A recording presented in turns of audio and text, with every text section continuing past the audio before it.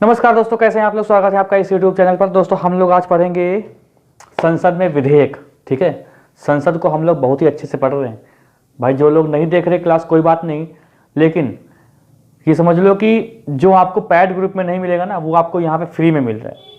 आपको पढ़ना है कि नहीं पढ़ना है मुझे नहीं पता, लेकिन अपनी मैं कोशिश पूरी करता हूँ कि आपको हर चीज़ में अच्छे से पढ़ाऊँ और बहुत ही कायदे से आपको समझ में भी आए।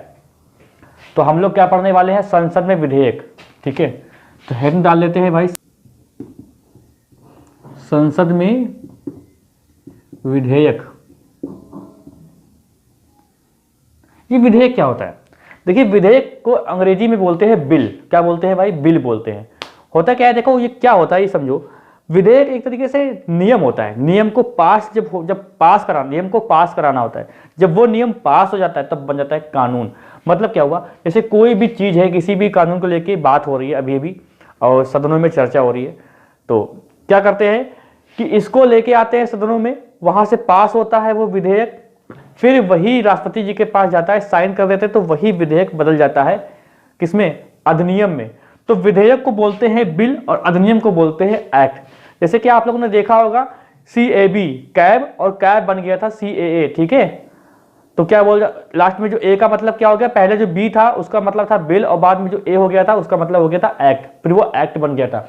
ठीक है, तो विधेयक जो है कानून बनाने के लिए लाए जाते हैं। ठीक है, तो पहले हम लोग देखते हैं साधारण विधेयक। विधेयक को हम लोग तीन प्रकार से विधेयक देखेंगे। एक तो है साधारण विधेयक, दूसरा है संविधान संशोधन विधेयक और तीसरा है धन विधेयक। ठीक है, सॉरी वित्त विधेयक। तो तीन देखेंगे हम लोग, तीन विधेयक देखेंगे और यही चलते रहते हैं।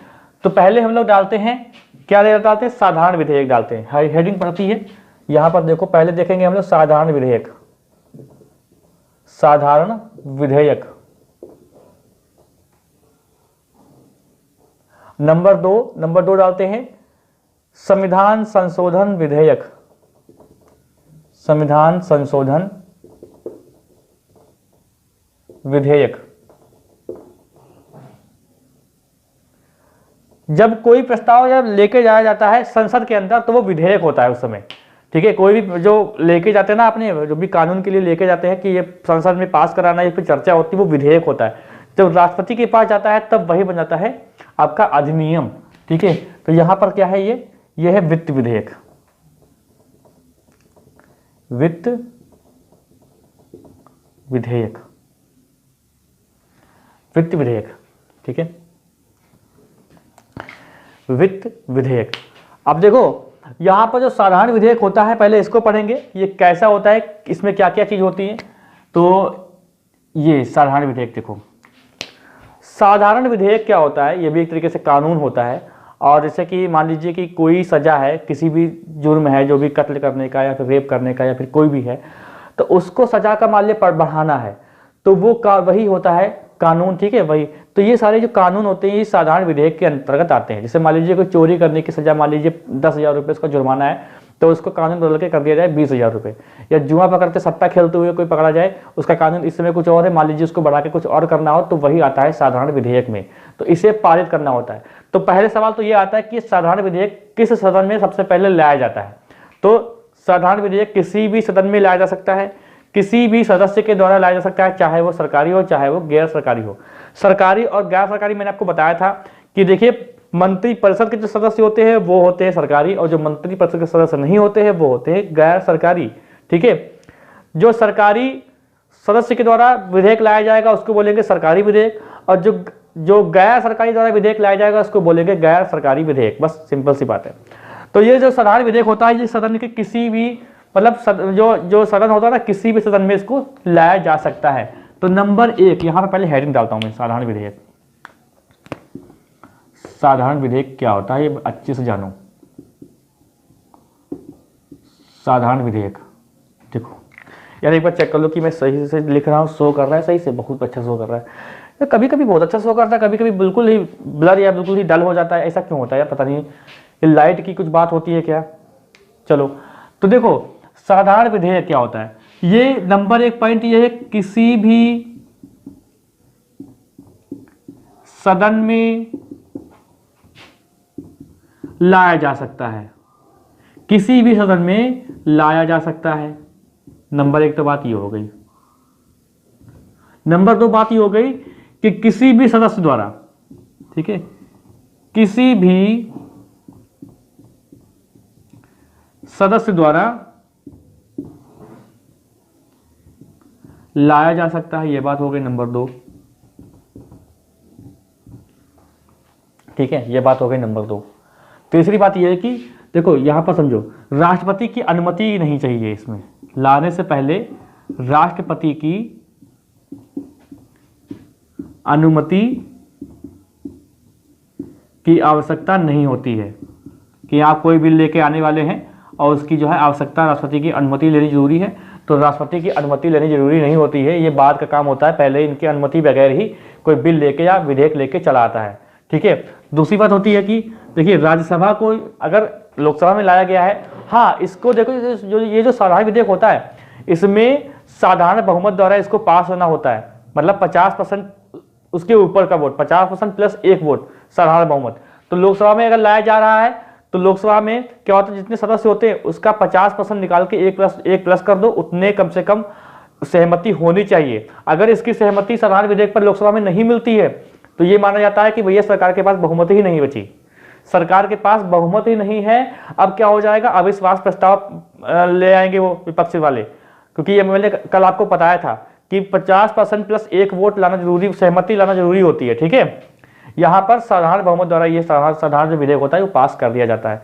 साधारण बहुमत कम संख्या होती है, 2/3 संख्या ज्यादा होती है, अभी आगे बताऊंगा। ठीक है, तो राष्ट्रपति के अब लोकसभा में अगर पास कर दिया गया है, राज्यसभा गया है, तो सवाल ये बनता है कि राज्यसभा, देखिए राज्यसभा जो है इसको स्वीकार या अस्वीकार कर सकती है। ठीक है, राज्यसभा अगर है, राज्यसभा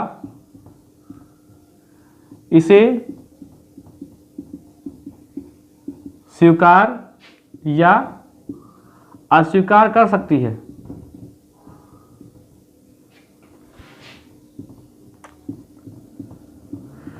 लेकिन जो है, लेकिन 6 महीने से ज्यादा, 6 महीने से ज्यादा रोक नहीं सकती।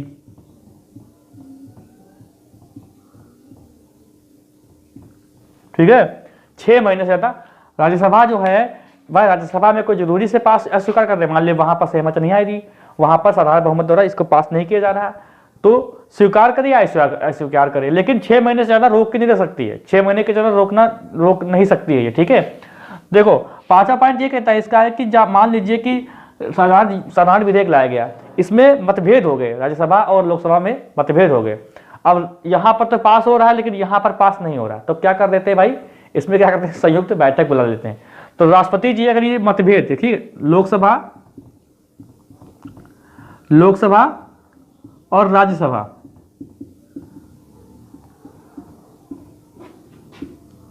में मतभेद होने पर क्या करते हैं, संयुक्त बैठक बुला लेते हैं कि भैया आइए संयुक्त बैठक कर लीजिए। बैठक बुलाई जा सकती है राष्ट्रपति के द्वारा। ठीक है, राष्ट्रपति के द्वारा अनुच्छेद 108 में इसके बारे में बताया गया है। ठीक है, संयुक्त अधिवेशन ऐसा नहीं है कि बार बार आयोजन होती रहती है। संयुक्त अधिवेशन अभी तक 3 बार हो चुकी, मैंने बताया भी था। ठीक है, एक था दहेज एक्ट था और 1963 में, एक था बैंकिंग सेवा, एक था आतंकवाद निवारक अधिनियम, उसमें। ठीक है, किसमें हुआ था कि 1963 में हुआ था, फिर 1973 में शायद हुआ था, याद नहीं आ रहा ठीक से, कुछ भूल गया हूं मैं, और फिर उसके बाद 2002 में हुआ था। ठीक है, 3 बार ही हुआ है संयुक्त अधिवेशन। अच्छा, संयुक्त अधिवेशन की अध्यक्षता कौन करता है, लोकसभा स्पीकर करता है। और अगर मान लीजिए लोकसभा स्पीकर ना हो तो लोकसभा का उपाध्यक्ष करता है। मान लीजिए लोकसभा का उपाध्यक्ष भी ना हो, तब कौन करेगा, तब राज्यसभा का सभापति नहीं करेगा, राज्यसभा का उपसभापति करेगा। राज्यसभा का सभापति इसलिए नहीं करेगा क्योंकि वो तो किसी सदन का सदस्य होता नहीं है, तो वही तो अध्यक्षता करेगा जो उसका सदस्य होगा, तो उपसभापति करेंगे, राज्यसभा का सभापति नहीं करेगा, ये ध्यान रखिएगा। ठीक है, क्वेश्चन बन सकता है आपसे। तो क्या है, इसके बाद क्या करते हैं, जब देखिए दोनों सदनों से साधारण विधेयक पास हो गया, ठीक है, दोनों सदनों से पास हो जाने पर, ठीक है, अब राष्ट्रपति जी को बताया जाएगा कि भैया हम लोगों ने कुछ खिचड़ी पकाई है, अब आपको इसको जो है परोसना है, ठीक है। तो जाने पर राष्ट्रपति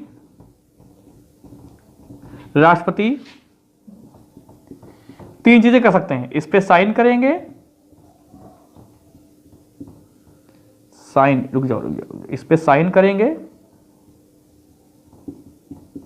ठीक है, या पुनर्विचार के लिए लौटा सकते हैं भाई कि एक बार देख लो कुछ इसमें कमियां हैं, या क्या कर सकते हैं, अपने पास सुरक्षित रख सकते हैं जेबीवी2 पावर का इस्तेमाल करके, अपने पास सुरक्षित रख सकते हैं, अपने पास क्या कर सकते हैं भाई, रख सकते हैं। तो ये बात आपको समझ में आ गई होगी साधारण विधेयक क्या होता है। तो 2/3 बहुमत की जरूरत नहीं होती यहां पर। साधारण मतलब क्या होता है कि आधे सदस्य एक ज्यादा, मतलब 50% से एक ज्यादा सदस्य वोट कर देगा, वो पारित हो जाएगा। अब अगर लोकसभा में पारित नहीं हुआ तो इसका मतलब तो भैया उनके पास बहुमत ही नहीं है ना, तो अविश्वास प्रस्ताव पारित कर देंगे, फिर इनको विश्वास प्रस्ताव लाना पड़ेगा, इनको साबित करना पड़ेगा कि भैया नहीं, हम अभी हम जिंदा हैं अभी हमारे पास बहुमत है, ठीक है। तो चलिए भाई इसका स्क्रीनशॉट लो। अब देखते हैं संविधान संशोधन विधेयक, ठीक है।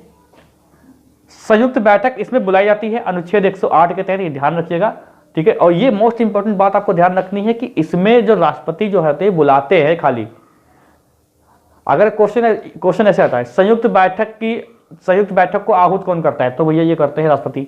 अध्यक्षता लोकसभा स्पीकर ही करता है, ठीक है। चलो अब आते हैं हम लोग संविधान संशोधन विधेयक। अभी क्या है, अभी नए नए कानून बनाए गए, लेकिन इसमें क्या है कि संविधान में संशोधन ही कर दिया, संविधान में ही संशोधन कर दिया भाई। सजा का प्रावधान कर दिया गया था, मान लीजिए 10 साल से 5 साल कर दिया है, 5 साल 10 साल कर दिया, ये तो सब बताया मैंने आपको। लेकिन अब क्या है कि अब संविधान संशोधन ही करे जा रहे हैं ये लोग, ठीक है। तो हेडिंग डालते हैं संविधान संशोधन।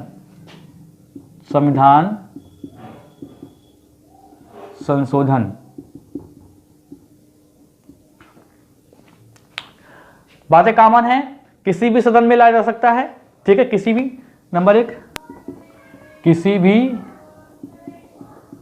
सदन में, सदन के द्वारा, ठीक है। नंबर 2 देखो, नंबर 2 ये कहता है कि देखो इसको पास कराने के लिए जिस भी सदन में गया है, जिस भी सदन में पहली बार लाया जा रहा है, वहां पर इसको पास कराने के लिए 2/3 बहुमत चाहिए भैया। 2/3 बहुमत से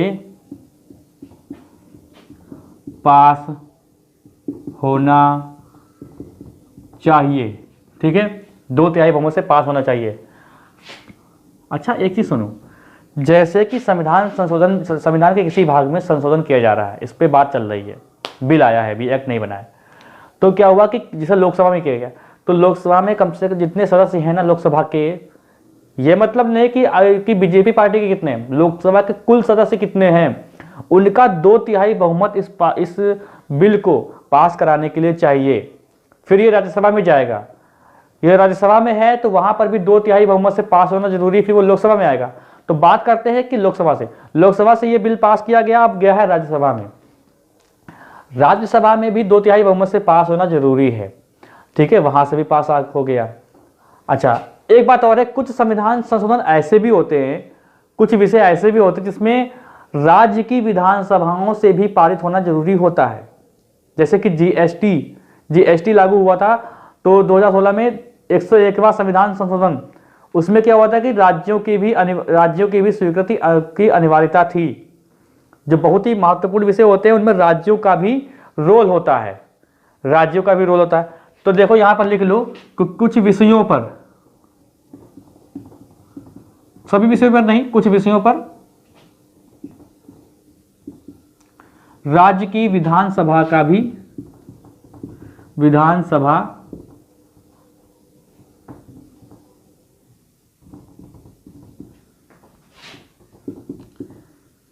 की भी स्वीकृति चाहिए,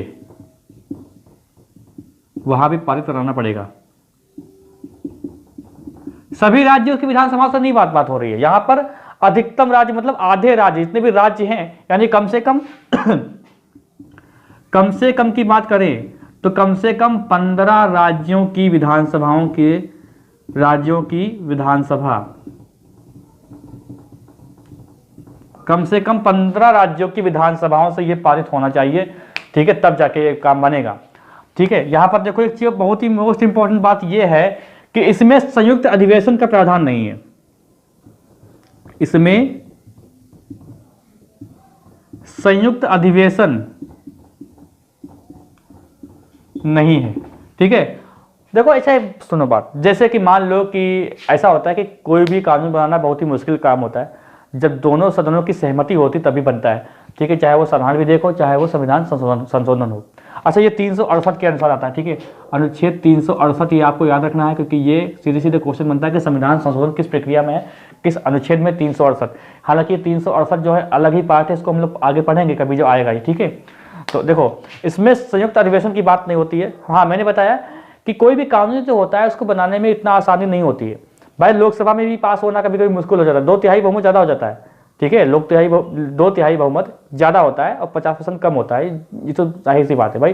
जैसे कि मान लो कि 60 का 50% कितना हो जाएगा, 60 का 50% निकालोगे तो 6 पंचे 30 सदस्य आ जाएंगे। अब मान लीजिए 60 का 2/3 निकालना है तो कितना हो जाएगा, 3 दूना 6, 20 दूना 40, तो 2/3 बहुमत ज़्यादा होता है। अगर मान लीजिए 2/3 बहुमत लोकसभा में नहीं मिलता है तो इसका मतलब ये नहीं कि उनके पास बहुमत नहीं है, ये आप नहीं कह सकते।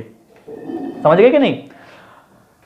तो जैसे कोई कानून बनाया जा रहा है राज्यसभा के पास, राज्यसभा में वो पारित नहीं हो रहा है, वो पारित नहीं हो रहा है, तो क्या होता है कि इसके लिए संयुक्त अधिवेशन नहीं है कि आप लोग चाहे तो संयुक्त अधिवेशन बुला के अपना काम निकलवा लें।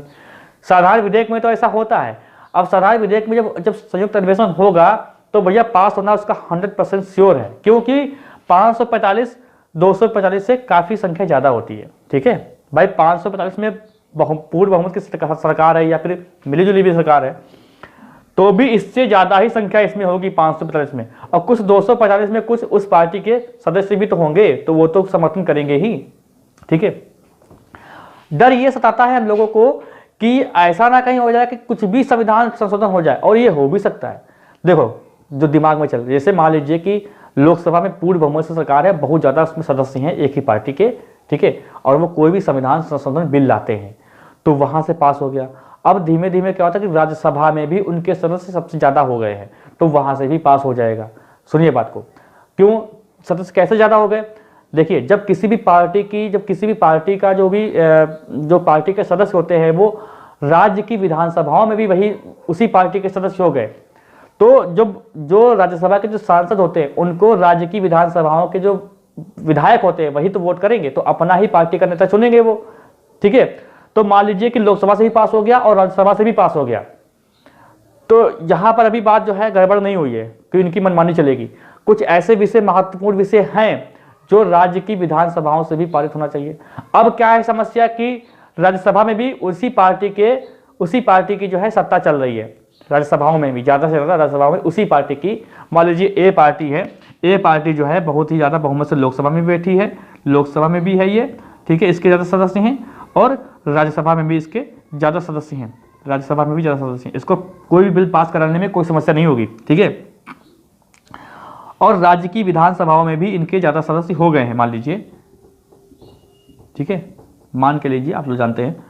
ठीक है, तो राज्य विधानसभा में ज़्यादा सदस्य इनके हो गए हैं। अब देखो कोई भी कानून लेके आते हैं, मान लीजिए बहुत स्पेशल कानून है जो मतलब बहुत ही खतरनाक, जैसे मान लीजिए पंथ निरपेक्ष को बदलना है, ठीक है, संविधान संशोधन में परिवर्तन करना है उसकी प्रस्तावना में ही, तो क्या कर सकते हैं कि ये लोग भैया आ सकते हैं और लेके आ सकते हैं ये चीज़। ठीक है, लेकिन अब यहाँ पर जो हम लोगों की राहत की बात ये है, राहत की बात ये है कि देखिए क्या हुआ था कि 1973 में जब एक केस आया था केशवानंद भारती बनाम केरल राज्य का, तो उसमें सुप्रीम कोर्ट ने यह कहा था कि देखिए संविधान संशोधन आपको करना है आप करिए, लेकिन संविधान के मूल ढांचे में कोई परिवर्तन मान्य नहीं होगा। तो यहां पर एक चीज अभी बताता हूं मैं आपको, जैसे कि 1973 की बात है, केशवानंद बनाम केरल राज्य, ठीक है, सुप्रीम कोर्ट ने सुप्रीम कोर्ट ने बताया कि संविधान के मूल ढांचे में कोई परिवर्तन नहीं मान्य होगा। अब जब सारी जगह से पास हो जाएगा, अब सुप्रीम कोर्ट इसमें हस्तक्षेप करेगा, कहेगा नहीं हम नहीं मानते हैं। सुप्रीम कोर्ट सबसे बड़ा माना जाता है, ठीक है, ठीक है। संविधान के बाद अगर मान लीजिए सुप्रीम कोर्ट को माना जाता है कि अब सुप्रीम कोर्ट इसमें हस्तक्षेप करेगा कि देखिए अगर उसको लगेगा कि गैर संवैधानिक प्रक्रिया है तो वो इसको रद्द कर देगा, कहेगा अपना काम करो यार, जो चल रहा है चलने दो।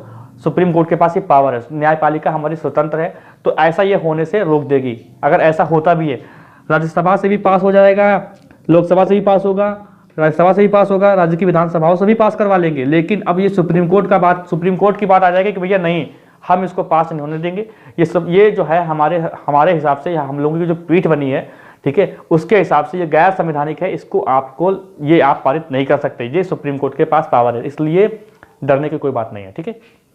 कि ऐसा कोई भी कानून लेके चले आए वो कि सभी को वोट देना अनिवार्य है, हमें ही वोट देना अनिवार्य है, कोई भी व्यक्ति अगर बीजेपी को वोट नहीं देता है तो उसको 100 कोड़े लगाए जाएंगे, तो ऐसे कानून आ सकते हैं, ऐसा नहीं है, ये पास हो जाएगा। लेकिन सुप्रीम कोर्ट कहेगी यार पागल आ गए हो क्या, ये कानून ये गैर संवैधानिक है, ठीक है। पास कराने वाली बात है तो करा सकता है कोई भी पास कोई भी कानून, लेकिन सुप्रीम कोर्ट जब लास्ट में आ जाएगी ना, वो हस्तक्षेप कर देगी। अब इसकी बात कोई काट ही नहीं सकता। गैर संवैधानिक हो गया तो गैर संवैधानिक हो गया, नहीं पास होगा वो, चाहे कहीं से भी पास हो जाए वो, ठीक है। छठा पॉइंट देखो क्या कहता है। छठा पॉइंट ये कहता है कि जो 1971 में जो 24वां संविधान संशोधन हुआ था, 1971 में, ठीक है, 24वां संविधान संशोधन जो हुआ था, ये क्या कहता है, इसमें एक बात कही गई थी, जैसे देखिए कहाँ लिखा, हाँ संयुक्त अधिवेशन नहीं है, संशोधन, जिसमें कहा गया कि राष्ट्रपति जी जो हैं, जब ये दोनों हर जगह से पास होकर जब राष्ट्रपति जी के पास जाएगा तो वो राष्ट्रपति जी जो हैं इस पे राष्ट्रपति सहमति जो है देने के लिए बाध्य हैं, देने के लिए बाध्य हैं। अच्छा, जो लोग कहते हैं कि सुप्रीम कोर्ट जो है वो केंद्र का नियंत्रण होता है, नहीं होता है नियंत्रण, इसको हम लोग आगे पढ़ेंगे तो आपको समझ में अच्छे से आएगा कि मतलब ऐसा नहीं है कि कोई भी फैसला सुप्रीम कोर्ट से जबरदस्ती करवा ले, ऐसा हो ही नहीं सकता, क्योंकि ये न्यायपालिका जो है स्वतंत्र, इस पर कोई भी किसी भी तरीके का नियंत्रण नहीं होता है। ना लालच दे सकते हो, लालच क्या दोगे, सुप्रीम कोर्ट का जज होता है, इतनी तनख्वाह खुद ही पाता है वो, उसको क्या विधायक बना दोगे, उसको किसी सीट पर टिकट दे दोगे क्या, वो करेगा क्या, वो सुप्रीम कोर्ट का जज है भाई, वो अपने आप में बहुत बड़ी बात होती है सुप्रीम कोर्ट का जज होना, इससे बड़ा पद क्या लोगे भाई, है ना। तो 1971 में 24वां संविधान संशोधन हुआ, इसमें यह कहा गया था कि राष्ट्रपति अगर कि इसमें आते हैं, जब संविधान संशोधन में ये जब पास होकर आता है तो राष्ट्रपति जी जो है इस पे सहमति जताएंगे, ये बाध्य है, इसके लिए ये बाध्य हैं, ठीक है, ये इसके लिए क्या है भाई, बाध्य हैं, ये इनको करना ही पड़ेगा। इसका आप स्क्रीनशॉट लो तो आगे चलते हैं। तो वीटो पावर का भी इस्तेमाल नहीं करेंगे इसमें, ये लिख लो बात ये, ठीक है, वीटो पावर का भी इस्तेमाल नहीं होगा। जब बाध्य हैं भाई तो वीटो पावर का इस्तेमाल करना बनता ही नहीं है, वीटो पावर का इस्तेमाल नहीं होगा। वीटो पावर, अरे क्या लिख रहा हूं मैं, वीटो पावर नहीं भाई, लिख लो वरना आप लोग कहेंगे साथ नहीं बताया। जब भाई राष्ट्रपति जो है सहमति देने के लिए बाध्य है, इसमें संशोधन कर दिया गया है, तो वीटो पावर कहाँ इस्तेमाल कर पाएंगे भाई बेचारे कमजोर व्यक्ति, ठीक है। चलो, तो अब आते हैं हम लोग वित्त विधेयक पर। वित्त विधेयक पर आते हैं हम लोग। वित्त विधेयक एक्चुअली होते हैं 3 प्रकार से, तो तीनों प्रकार से तो देखना ही है, वो तो जाहिर सी बात है, वित्त विधेयक को देखना है। हाँ, डालते हैं हम लोग हेडिंग वित्त विधेयक। वित्त विधेयक, एक बार मैं चेक कर लिया, ये सही चल रहा है भाई, ठीक है। तो वित्त विधेयक होता है भाई 3 प्रकार से। नंबर 1 देखो क्या कहता है, नंबर 1 है धन विधेयक 110 अनुच्छेद के तहत होता है। फिर होता है वित्त विधेयक 1 और वित्त विधेयक 2।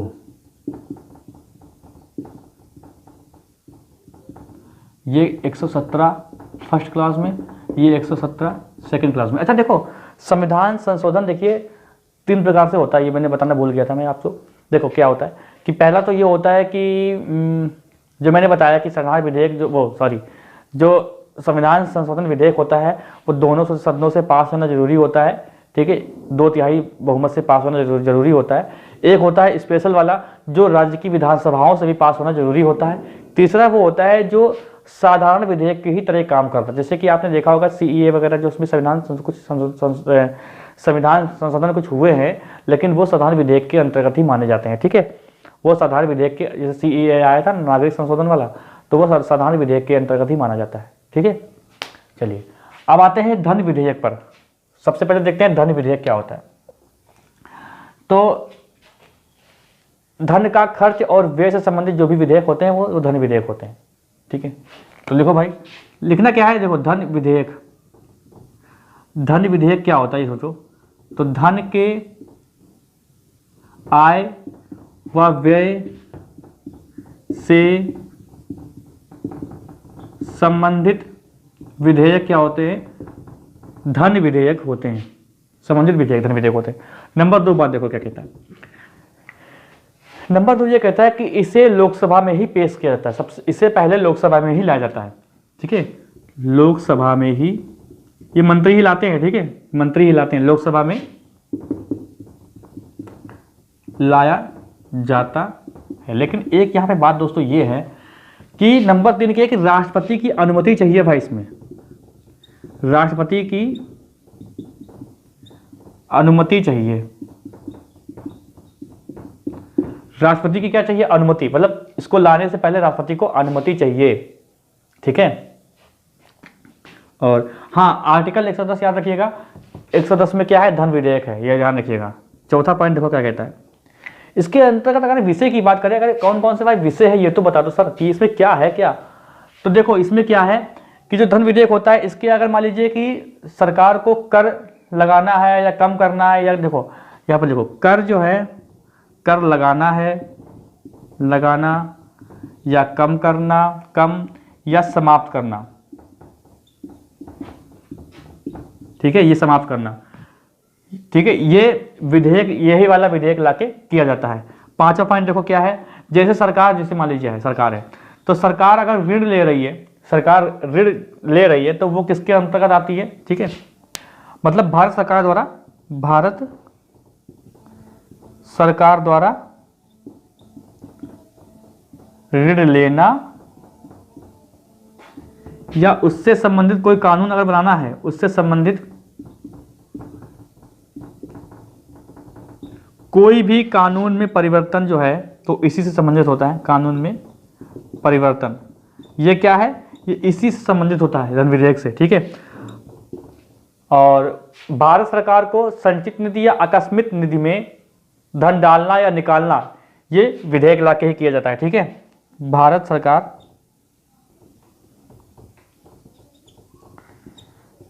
सरकार द्वारा संचित निधि होती है, एक होती है आकस्मिक निधि, आकस्मिकता निधि, धन डालना या निकालना, ठीक है, इससे संबंधित होता है भाई ये पॉइंट। तो अच्छा देखो, कोई भी धन विधेयक है या विधेयक नहीं है, कोई भी जो वित्त विधेयक है वो धन विधेयक है कि नहीं है, बड़ा कंफ्यूजन अगर हो जाता है तो इसका निवारण कौन करता है, लोकसभा स्पीकर को यह अधिकार होता है कि कोई भी धन विधेयक है या नहीं, ये निर्णय कौन लेता है, लोकसभा स्पीकर। तो कहाँ पे लिखूं मैं, 7वां पॉइंट देखो, तो लोकसभा अध्यक्ष को अधिकार है धन विधेयक है या नहीं, है या नहीं, ठीक है। अब देखो जगह नीचे नहीं है, मैं आपको बता दूं मुंह से ही बोल के, देखो क्या होता है कि इसमें संयुक्त अधिवेशन का प्रावधान नहीं है। संयुक्त अधिवेशन की जरूरत होती भी नहीं है। क्यों? क्योंकि देखिए ये लोकसभा में ही लाया जाता है मंत्री के द्वारा। राष्ट्रपति की अनुमति पहले ली जाती है इसके लिए। जब ये राज्यसभा जाता है तो इसे राज्यसभा को पास करना ही होता है, पारित करना ही होता है।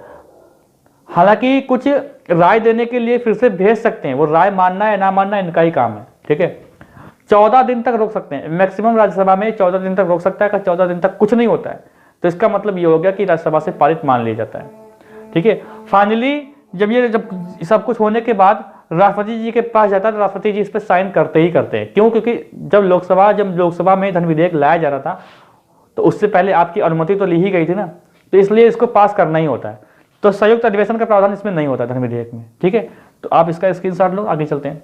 चलो देखिए, सभी जो विधेयक होते हैं, सभी धन विधेयक होते हैं, वित्त विधेयक, ये याद रखिएगा इस चीज। देखो ये जो सभी जो धन विधेयक होते हैं ये वित्त विधेयक होते हैं, पर सभी वित्त विधेयक धन विधेयक नहीं होते हैं। कुछ वित्त विधेयक 2 भी होते हैं, कुछ वित्त विधेयक 2 भी होते हैं, कुछ वित्त विधेयक फर्स्ट भी होते हैं।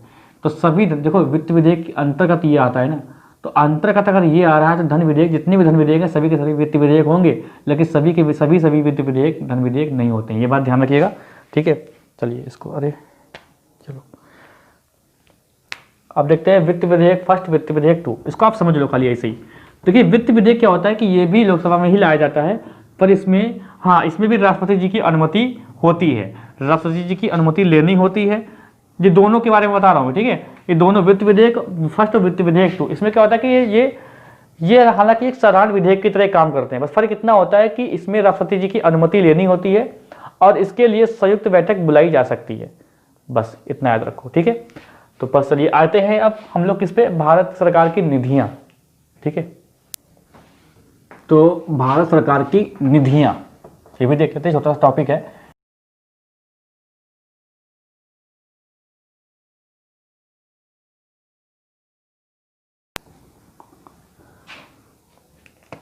भारत सरकार की निधियां, पहले देखो क्या है, पहले है संचित निधि, दूसरी है लोक लेखा निधि, तीसरी है आकस्मिकता निधि। अगर आर्टिकल की बात करें तो आर्टिकल देखिए कैसा है, ये 266 फर्स्ट में और 266 सेकेंड और 267, ये आर्टिकल आपको याद रखने हैं। देखिए आकस्मिकता निधि, तो संचित निधि क्या, देखिए भारत की निधियां होती है जो ना, ये क्या है कि भारत का खजाना की बात होती है, खजाने, ठीक है। संचित निधि क्या होती है, संचित निधि देखो क्या होती है, ये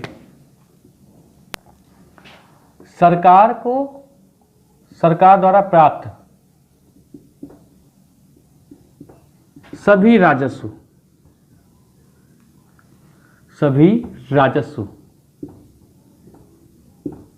ठीक है। जैसे क्या होता है, जैसे सीमा शुल्क है, उत्पाद शुल्क है, आयकर है आदि, इन सभी से जो धन इकट्ठा होता है उस धन को इकट्ठा करके क्या होता है संचित निधि में, ठीक है, राजस्व को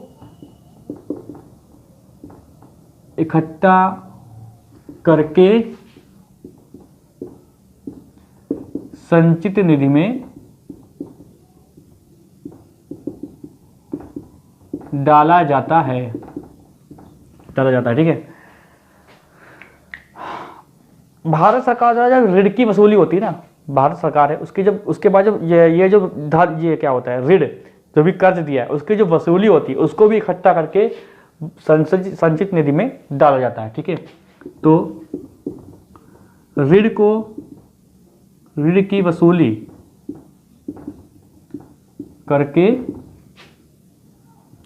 संचित निधि में डाला जाता है। लेकिन देखो क्या होता है कि संसद की अनुमति होनी चाहिए, संसद की अनुमति होने पर, मतलब क्या है, देखो संचित निधि क्या है कि भारत का खजाना है ना, ये तीनों निधियां क्या है भारत के खजाने की बात करती हैं। तो सरकार द्वारा जो सभी राजस्व को इकट्ठा करती है, जैसे सीमा शुल्क, उत्पाद शुल्क, आयकर है और भी धन है, जो इसको इकट्ठा करके भारत की संचित निधि में डाला जाता है। दूसरी बात यह है कि ऋण की वसूली करके भी संचित निधि में धन डाला जाता है, ठीक है। और संसद की अनुमति होने पर ये दोनों काम किए जाते हैं। जब कभी जरूरत पड़ती है तो संसद के द्वारा ही जो विधेयक लाए जाते हैं, ठीक है, उसी में जो है लोकसभा जो है इससे धन निकालती भी है, ठीक है। अब जाते हैं लोक लेखा निधि पर। लोक लेखा निधि पर, तो लोक लेखा निधि क्या है ये सुनो। मतलब क्या है कि इसमें संसद का नियंत्रण है। इस ये जो निधियां है ना, इसमें संसद का नियंत्रण है। बस लोक लेखा, बस ये आकस्मिकता जो निधि है इसमें राष्ट्रपति जी का नियंत्रण है। अब देखो लोक नीति क्या होती है कि सभी अन्य लोक धनराशि, सभी अन्य लोक धनराशि जो है जमा की जाती है। पब्लिक इसको बोलते क्या है, देखो इसको अंग्रेजी में क्या बोलते हैं सुनो, संचित निधि को क्या बोलते हैं, कॉन्सोलिडेटेड फंड, और इसको लोक लेखा को बोलते हैं पब्लिक फंड, इसको बोलते हैं कॉन्टिजेंसी फंड, ठीक है, याद रखिएगा। तो ये पब्लिक निधि होती है, सभी अन्य लोक धनराशि को जमा करने की बात होती है इसमें है। अब आते हैं आकस्मिकता निधि पर। आकस्मिकता निधि क्या होती है? आकस्मिकता निधि, देखो पहली बात तो ये है कि इसमें जो है राष्ट्रपति जी का नियंत्रण होता है। राष्ट्रपति का नियंत्रण होता है, राष्ट्रपति जी का नियंत्रण होता है। और देखो इसमें जो है संसद के द्वारा, जो संसद में पारित नियम के द्वारा जो है समय समय पर धन जमा किया जाता है, ठीक है। अब यहाँ पर देखो एक चीज़ आपको बतानी है, ये सब चीज़ें क्या है, धन डालने की तो बात हुई, लेकिन धन निकालने की बात कैसे हुई? देखो समय समय पर धन जमा किया जाता है। देखो अब देखो यहाँ पर समझा दूं मैं आपको, ये जो निधि होती है संचित निधि, इसमें धन जमा करते हैं और इसमें भी धन जमा करते हैं, लेकिन इन दोनों चीज़ों से अगर धन निकालना है सरकार को तो संसद में विधेयक लाया जाता है। लेकिन मान लीजिए कि सत्र नहीं चल रहा है और पैसे की जरूरत पड़ गई, तो ये आकस्मिकता निधि जो होती है ना, क्या बोलते हैं, कॉन्टिजेंसी फंड, तो इसके द्वारा राष्ट्रपति जी की अनुमति से सीधे सीधे पैसा निकाल सकते हैं। अगर सत्र नहीं चल रहा है तो और पैसे की जरूरत पड़ गई तो क्या करेंगे? तो इसमें भी तो समय समय पर धन जमा किया गया है, तो इसका होगा क्या? तो समय समय पर जब धन जमा किया गया है तो राष्ट्रपति जी की अनुमति पर, क्योंकि इसमें संसद का नियंत्रण नहीं होता है, संसद का नियंत्रण लोक लेखा निधि पर होता है और ये क्या है, संचित निधि पर होता है। तो ये आर्टिकल आपको याद रखने हैं। तो सरकार जो है इनसे, राष्ट्रपति जी से अनुमति लेकर इससे पैसा निकाल सकती है, बाकी विधेयक लाके इसमें पैसा डालती है और इसमें पैसा निकालती है, लोक लेखा निधि से और संचित निधि से। तो आगे हम लोग इसके आगे क्या पढ़ेंगे, इसके आगे जो हम लोग कल देखेंगे क्लास में, उसका नाम क्या होगा भाई? देखो क्योंकि अभी संसद खत्म तो हुआ नहीं है, तो उसका नाम होगा संसदीय समितियां, ठीक है। जो संसदीय समितियां होंगी उनको भी देखेंगे हम लोग अच्छे से। तो कोई डाउट अगर आपको है, कोई भी प्रश्न है, कोई भी और चीज़ पूछनी हो तो आप लोग कमेंट कर सकते हैं। और चैनल पे जो लोग नए हैं वो कृपया सब्सक्राइब कर ले, बेल आइकन दबाते, जिससे आपको वीडियो को नोटिफिकेशन मिलता रहे। वीडियो को शेयर किया करें, वीडियो को पूरा देखा करें। मिलते हैं हम लोग अगली क्लास में, वीडियो को लाइक जरूर कीजिएगा।